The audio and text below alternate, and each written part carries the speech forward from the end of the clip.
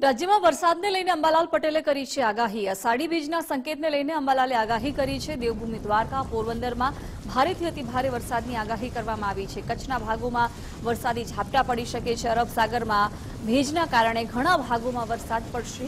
જુલાઈના પ્રથમ સપ્તાહમાં કેટલાક ભાગોમાં વરસાદ પડશે। નવસારી, સુરત, ભરૂચ, સૌરાષ્ટ્રના ભાગોમાં ભારે વરસાદની આગાહી છે। 3 જુલાઈની આસપાસ મહેસાણા, સમી, હારીજ, પાટણમાં વરસાદની આગાહી કરવામાં આવી છે। વરસાદને કારણે ઉત્તર ગુજરાતમાં વાવેતર મોડું થઈ શકે છે। પશ્ચિમ સૌરાષ્ટ્રના ભાગોમાં ભારે વરસાદ થવાની શક્યતા રહેશે। કોઈ ભાગમાંથી ભારે વરસાદ થવાની શક્યતા રહેશે। કચ્છના ભાગોમાં વરસાદ થવાની શક્યતા રહેશે। જામનગરના ભાગોમાં પણ વરસાદ થવાની શક્યતા રહેશે। સૌરાષ્ટ્રના અન્ય ભાગોમાં વરસાદ થવાની શક્યતા રહેશે। પરંતુ ચોમાસું ધરી ઉપર જતાં હમણાં ગુજરાતના કેટલાક ભાગોમાં વરસાદ ઓછો થવાની શક્યતા રહેશે। પરંતુ લગભગ તારીખ 3 જુલાઈથી લગભગ ચોમાસું ધરી ઉપર નીચે થતાં ઉત્તર ગુજરાતના ભાગોમાં ભારેથી અતિભારે વરસાદ થવાની શક્યતા રહેશે।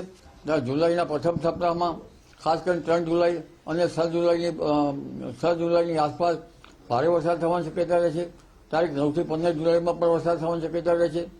એક પછી એક બંગાળ ઉપસાગરના વહન આપતા જશે। હાલમાં નૈઋત્યનો પવન છે એટલે કેટલાક ભાગમાં ઓછો વરસાદ થવાની શક્યતા રહેશે।